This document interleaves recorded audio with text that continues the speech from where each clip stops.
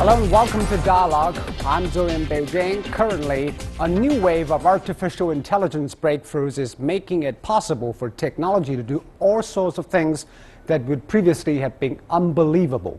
It's making our lives easier and more productive, but it's also raising a new round of discussions about where artificial intelligence is heading.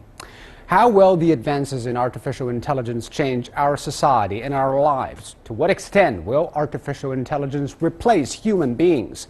And are we really ready for the time of AI? To talk about these issues and more, I'm joined in the studio by Sebastian Thrun, founder and CEO of Udacity. Before we get started, however, let's take a look at this. 2016 is widely regarded as a breakthrough year in artificial intelligence, and not only because of the AlphaGo computer's victory over a world champion in the intricate game of Go.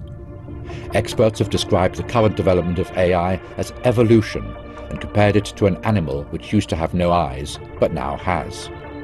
Artificial intelligence is already being used in a number of industries, from medicine to the auto business. Manufacturing industries with self-driving cars and intelligent robots, and service industries like the financial, medical, and education sectors are emerging as future growth engines into a possible fourth industrial revolution. Hey Siri, thank you. It is I who should be thanking you. People are already enjoying the convenience brought about by the development of artificial intelligence, but at the same time there have been widespread concerns over the impact that AI will have on employment and whether human beings will be totally replaced by intelligent robots. Well, unemployment is always going to be a great concern for society. Certainly, as in times past, some jobs will be replaced, but many more jobs will be augmented by technology. So parts of jobs will be changed significantly, which may not impact the entire employment picture. Artificial intelligence applications in automobiles and transportation have drawn much attention. Worldwide, at least 18 companies are developing autonomous cars. 2 driverless cars produced by Chang'an Automobile in China have just finished a 2,000-kilometer test drive from the southwest city of Chongqing to the capital Beijing. Chang'an is aiming to put driverless cars into commercial use in 2018. Experts say the world is expected to see a popularization of self-driving cars within 5 years. Recently, a self-driving car being tested by Google struck a public bus in California. This minor accident was the first one of Google's vehicles to cause a crash during testing, showing that both people and artificial intelligence are still in a stage of learning, practicing, and improving. To talk about artificial intelligence, we have Sebastian here in the studio. Well, Sebastian, first tell me, what is artificial intelligence? How did it come into being? Artificial intelligence is about 60 years old, and it began the moment we had our first computers. People imagined to make machines as smart or smarter than human beings. So why did people think of the idea of making a machine that is smart enough, even it can supplant human beings? It's a natural thing to aspire. There's been a century-old debate in philosophy whether the brain is a machine and can therefore be replicated, or whether it's something magical or something religious. And artificial intelligence researchers fundamentally believe the brain is a machine that we can replicate. And people are thinking of 2016 as a year that maybe we can make some breakthroughs in the areas of artificial intelligence. So what exactly happened that made people think we may have a giant leap forward? So 60 years into it, just right now something magical has happened that completely transforms what AI is doing. So it's a really big year for us. 2016 is the year. We saw the human Go champion being beaten by a machine. We're seeing now self-driving cars driving better than humans can drive, and so many other fields. So what's special? What are the technologies behind this that make this happen, that human beings can be defeated by a machine at playing Go chess? The keywords are called machine learning. Computers can now learn things. Before, in artificial intelligence, human experts would hand program everything in, and we can only program that much. Now machines have figured out how to learn on their own, and it makes them much, much more powerful. By learning, can you define learning for us? Is machine learning the same as human learning? Is it that we have understood all the brains at progress? It is similar to human learning. It's not the same, but it's very related. With the only big difference that machines can look at much more data than people can look at. So I'll give you an example. I, for many years, ran at Google the self-driving car project. And when human drivers make a mistake in driving, then we learn from it, but nobody else. Right? We have to all make the same mistakes over and over again at different people. When a robotic car, a self-driving car makes a mistake, the car learns from it, and so do all the other cars at the same time, including all the unborn cars when they're being born, so to speak. They're being born with the entire wisdom of their ancestors, which to me means that the machines actually now learn faster than people can learn. But my problem is the cognitive capabilities of human beings. Is it something that we have understand it completely, that we can replicate it in a machine? Is it working in the same mechanism? It's related, so it's not exactly the same, and there's great mysteries about the human brain. But they can work to the same results. They can surpass human intelligence. And the reason they can surpass human intelligence is because they can look at so much more data. So people are applying artificial intelligence to medical diagnostics. And they found that a computer can easily look at 100 million images, whereas a human can't. And if a machine learns from 100 million images, it has an advantage over the human brain, and eventually diagnoses things like skin cancer more accurately than people can do this. Let's talk about this game, the Go chess game, which obviously Google developed a machine that can beat human beings, which is considered impossible 10 years ago. 2 years ago it was deemed impossible. So what exactly happened to make the machine so much smarter than the previous generation? Is it just because big data processing capabilities? Yeah, it is. So 30 years ago we defeated the human best chess player. Or you have developed another kind of algorithm which is more complicated and capable. So 30 years ago we defeated the best human chess player. And from that point on, that's a much simpler game than Go. Yeah, so at the time it looked really hard. Chess used to be the pinnacle of human intelligence. But then people say, that's simple, a machine can do it. But Go is really hard. There's more possible Go positions that you could define in a Go game than there's atoms in the entire universe. So it's an amazingly complex game. So almost impossible to calculate all the options. You could never consider all possible options. Because even if it took you one atom to store an option, which is impossible, you still would run out of atoms in the universe. So you could not build a computer big enough to look at all positions. Neither do people. But the nice thing about Go is there's a very complicated pattern recognition process underway. People understand these patterns.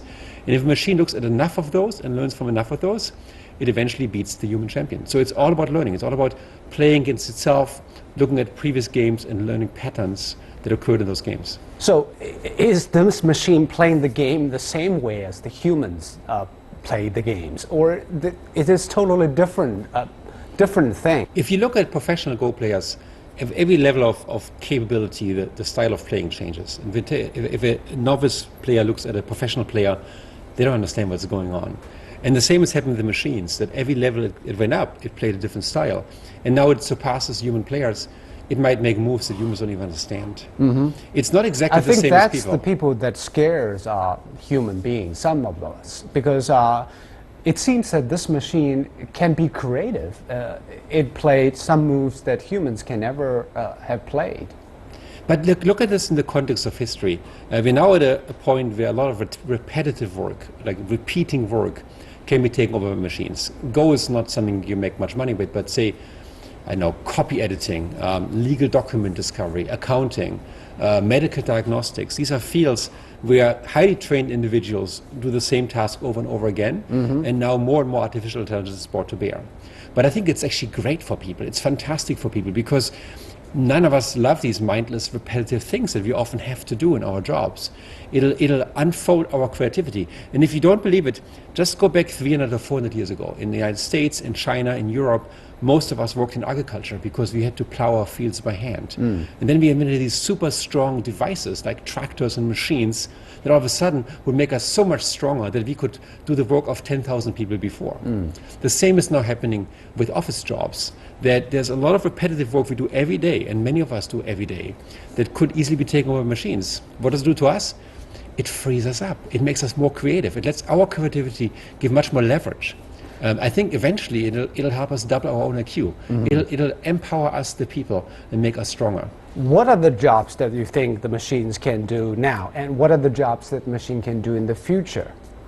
Well, the more obviously the labor jobs have been replaced by machines more and more, but it seems that even white-collar jobs are going away. Yeah, so we've seen many instances where entire job fields were replaced by machines in the past, and I would say we all benefit from it. Almost everything great that I need today, with good food and medical supply and my smartphone, would not be possible if we all still worked in the fields. And the same is now happening mostly to mindless, repetitive jobs. So if the more mindless the job is and the more repetitive it is, the easier it is for a machine to replace. What this does to us, however, is it allows us to do more creative jobs. We haven't even understood the human potential and creativity today because so many of us work relatively mindless jobs. So the next question is, will machines become creative and totally replace human beings and leave us nothing to do, and there is no domains left for human beings to do? Is that a possibility? I see this as a possibility as small. I see more the opposite. By taking away the repetitive jobs from us, we're going to make all the goods much cheaper and much more accessible. Education, financial security, medical supplies, housing, food, all these things I think will be more affordable to everybody because we build machines that help us make things more efficient. And we are fantastic. I mean, people are so creative. They invent so many great things. Almost anything that you cherish today did not exist 150 years ago. So what we're doing here in the studio, the conversation we're having, the cameras are recording us. You are an optimist that machines will not take over the whole world, even if it becomes smarter and smarter and kick human beings out of a lot of professions. Like, let's look what AI can do for me personally and for you. So first of all, it can give me infinite memory. Can machines do my job, and can machines do your job in the future? I think my job has become much better because of machines, and your job is becoming much better because of machines. You're going to utilize those machines to make yourself much more informed, much smarter, and much better in your job. I think we work with machines. They don't work against us. They're on our side. We built them for us. So you cannot imagine a world where every job, like doctors and lawyers and reporters and artists, will be done by machines. I think all these jobs will have enormous machine support, and certain aspects, for example, of medical doctor will go away. It's only supported by machines, but not be replaced by machines. There will always be a need for people, obviously, but the jobs will transform, right? So today, for example, almost every job we give today, computer programmer, TV anchor, cameraman, all these things didn't exist 150 years ago. These are new jobs. We will, through machines, get rid of some of the old jobs that are repetitive and mindless and get into an era of new jobs that are much more interesting. Absolutely. I think that totally depends on whether the programmers or the designers will have the plan to build consciousness into machines. Do you think machines, robots, will become autonomous, and will they have consciousness in the future if they've evolved the speed that they are doing now? So right now, I mean, to be technically precise, what we've done in artificial intelligence, we have machines that can learn from large data to do the same task over and over again. Yes. We don't have creative machines, we don't have conscious machines. But that develops from an algorithm developed by human beings. Correct. Will human beings design a consciousness code into machines so that it will develop on itself? So my take on this is I would be scared if my machines, and not satisfied if machines are too conscious. I want machines to be reliable, and humans have always strived to make machines more and more reliable. So for example, if I come to my kitchen and I have an intelligent dishwasher, and is an emotional, conscious dishwasher, and I talk to the dishwasher says, you know what, I just fallen in love with the refrigerator, and you were nice to me, so I'm going to stop doing the dishes. That's not a machine I want to own. So I don't think we're going to design machines specifically of consciousness. We're going to design machines to be slaves to us and do these things. My plane that brought me over, like yesterday, from the United States to Beijing, I'm so happy it's reliable, I'm not conscious. I wanted to be doing the same thing over and over again. But there are many people who have expressed similar worries. Stephen Hawking among them, and Elon Musk has also said that artificial intelligence could be dangerous. It could threaten the existence of human beings because it has been developing so fast that will outpace human evolution. You don't worry about it. I mean, it's the same, go back 300 years and say farming equipment will replace human beings, because back in the day, plowing the fields is what defined us, or most of us, being farmers. I don't see this at all. What I see is that AI will make us people superhuman. So today we are already superhuman because we can talk to someone, pick up a phone, talk to someone in China, United States. That's a superhuman capability. We weren't able to do this before technology. We can run faster than ever before. In fact, we can fly across an ocean. That is superhuman. We have superhuman, with AI, we're going to have superhuman intelligence. We're going to remember everything. You're going to recognize every person. You're going to be able to experience every moment they want to ever experience. And as a result, I believe our IQ will basically effectively double. We will be so smart and so informed and so good in decision making that we will be much better people. So you still think that robots or AI should only do the augmentative part of intelligence, but not become an autonomous being? Yeah, I would see if AI will become autonomous beings, it would be disastrous for us. I wouldn't want them to make decisions. But how can we prevent that from happening if it is super smart and it can learn how to be smarter at a speed that is faster than human being? So today's AI, and what we're working on in the labs, is all confined to very specific niche tasks. Yes. So for example, the Google's self-driving car, driverless car, is phenomenally great in driving, but can't do anything else. And there's a wall around what it can do. So it can't run my bank account, it can't start a war, and all these other things that we are afraid of. And I think it's going to stay this way. And you think it will stay that way? For a long time to come. I mean, maybe in a very distant future, but I think much more interesting is what's happening today with AI, because today's AI is empowering us, the people, to do our tasks more efficiently. Can we imagine, this is what we call a narrow AI. Correct. What is the image of a strong VI, omnipotent AI? Yeah, I'm glad you're bringing this up, because there's two different styles of AI. The public discourse is mostly about this general AI, general artificial intelligence. And what's really happening is a specialized or narrow AI is taking place. The advancement is all narrow. So the Go playing example is phenomenal for playing Go, but it can't even play chess, to be honest. So the advancement is all in this narrow field, which makes people more effective and helps us get rid of mindless tasks. And the fear comes from the general perspective, but there's been very little progress on general AI, to be honest. Okay. And I don't think we want it. I don't think we want to be like enslaved by machines, to be honest. I want my airplane to be smart and good and be able to fly safely. I don't want it to be autonomous enough to make a decision to crash me and kill me when I'm flying it. Of course, all humans don't want that happening. So it's not going to happen. Sebastian, thank you. You're now watching Dialogue. We're talking about artificial intelligence and where it is heading. Don't go away. We'll be right back.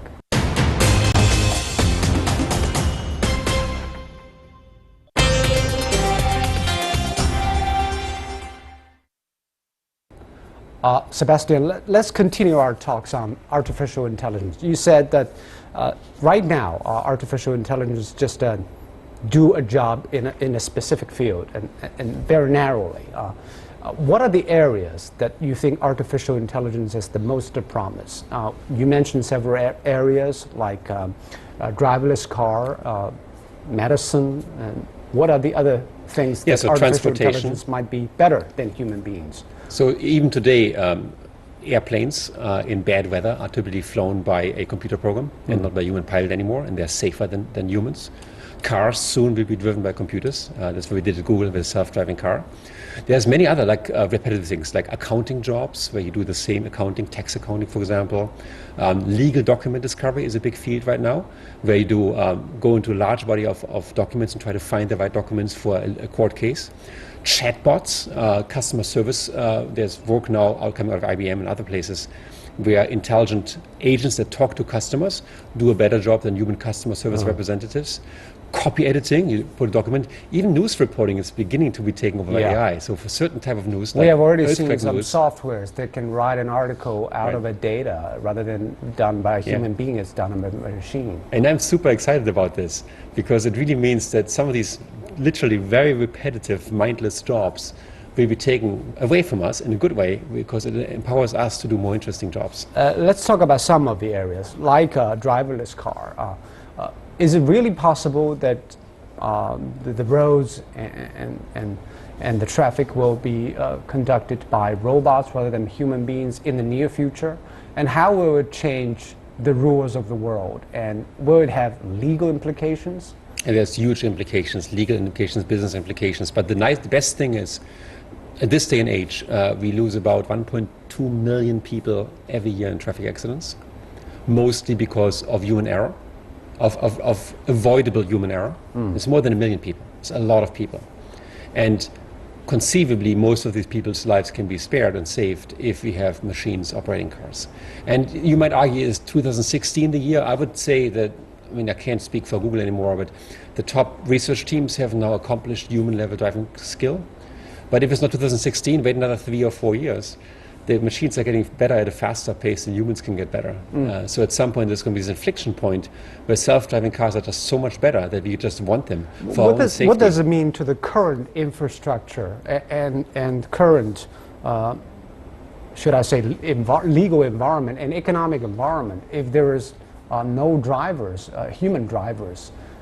It will be taken over by machines. So first of all, there'll be a phase where human drivers and self-driving cars will intermix. And the best teams that I know of so have a driver made can still kick in if necessary. Yeah, or people will still have normal cars. Not everybody will buy a new car tomorrow morning. So it's going to be a while before self-driving cars will be so prevalent that the majority of cars on the road are self-driving. And the intermediate, the best teams that we have right now mix these things together just nicely. So the self-driving cars drive just like people, just a bit more careful. They tend to be slightly more careful than people are. And as we go forward, we're going to see more and more self-driving cars. And it's going to be safer and safer and better and better. And eventually, when all is said and done in the distant future, we don't need traffic lights anymore because the cars can just mix and find out their own way around. But that's in the far distant future. But what about pedestrians and cyclists and tricyclists? There are a lot of elements that might surprise you in a traffic environment here. That's true, and the same is true for people. When I learned driving when I was 18, I made many mistakes and many things surprised me and I started learning from it. The same is true for the self-driving car. The cars have collectively now driven more than 1 million miles worldwide, and they have encountered countless bicyclists and pedestrians in the areas where they're being tested. And of course, they have adapted to those things and become more and more conscientious and knowledgeable about these things. Now, no one is here to claim that you can take a car from the United States and move it to China and it will work immediately. Yeah. But the same learnings that characterize these cars in America could be applied in China, and after a certain amount of time, by a year or 2 or 3 years, the cars could become smart enough to do as good here as they do anywhere else. I think that's why a lot of companies have invested huge amount of money and resources into this. Is this a game changer? It will become another paradigm-changing thing for our economy and Yes. our society. And here's one interesting thing. So I'm running an education company now. So in the big battle of machines against people, my education company, Udacity, sides with the people. So we offer, and we have now online at udacity.com some of the most advanced training material to become a machine learning engineer. So we have a machine learning nano degree, we call it, where Chinese can now enroll and train the skills it takes, and they'll be exposed to the best and latest machine learning technology and software that we use to build things like self-driving cars. Another area, another career that might be at risk is, as you said, journalists and doctors and lawyers. These things used to be dominated by human beings because it is thought impossible that the machines can do these jobs, which requires a lot of brain power. Now machines can do these jobs pretty much the same as humans. That means the employment picture in the future will be quite different. Yeah, but look at this way. Say you're a legal assistant, you just got your legal degree and you work in a law firm and your job is to do document discovery, and you get this big stack of emails from a company and you have to find the 2 or 3 emails that you want to bring to court to make your case. And the next, 150 hours, you're not going to sleep, you're not going to see your family because you have to work through every line of every document, read it manually and make an assessment, okay? Tomorrow, we put this in the computer, we run an AI program, it finds these things by themselves. Isn't this liberating? Isn't this great? Doesn't it mean that we are raising our quality of life? That the poor law clerk who's now spending otherwise dozens of hours can now do better things, like really look at the legal case at a much higher level and leverage much more intelligence than reading through a lot of documents? But the problem is a lot of people working on the production line have been out of job because automation, because robots taking over their jobs. Now you're saying that those clerks will lose their jobs to machines. You said that those people can do some other interesting and more creative jobs. But the problem is, are they ready for that kind of jobs? Where are the jobs? What kind of jobs are they? So every legal person I talk to, every lawyer, dreads document discovery and loves much more being in the courtroom and being out there up in front or with a client and do creative intellectual work as opposed to menial, mindless work. So from that perspective, I think as we move our job levels to more creative, it's good for humanity. Now, what I'm saying is, every time we get rid of repetitive physical work in the past of maybe farming work, we as humanity have to find new jobs, right? So, for example, but you're today, optimistic that we will find more interesting, creative optimistic. jobs, or otherwise we may become idle and pets to machines because we don't have anything to do. All the things are taken over by machines. I mean, that's a pessimistic perspective. I give you an example. My beloved brother calls me up once a month with a business idea and says, like something like, I would like to invent something that makes my suitcase not get lost in the airport. And I have this device in mind that I attach to my suitcase, and the moment I touch it, I can always find my suitcase. Now, in the future, it's going to take him 10 minutes to build that and build a company around it and have an e-commerce site and a mobile app and all this stuff together, where you can try it out and see if people buy that product. In the past, it would have taken him hundreds of people, significant funding, and he might have failed after 4 or 5 years of trying. We're moving in an age where prototyping, we're trying new ideas, we're bringing new intellectual things to the market, are becoming so much faster. And we're seeing it, I mean, of all places, in China more than any other place at this point. The velocity at which we can do things, thanks to machines. And AI will make us even faster.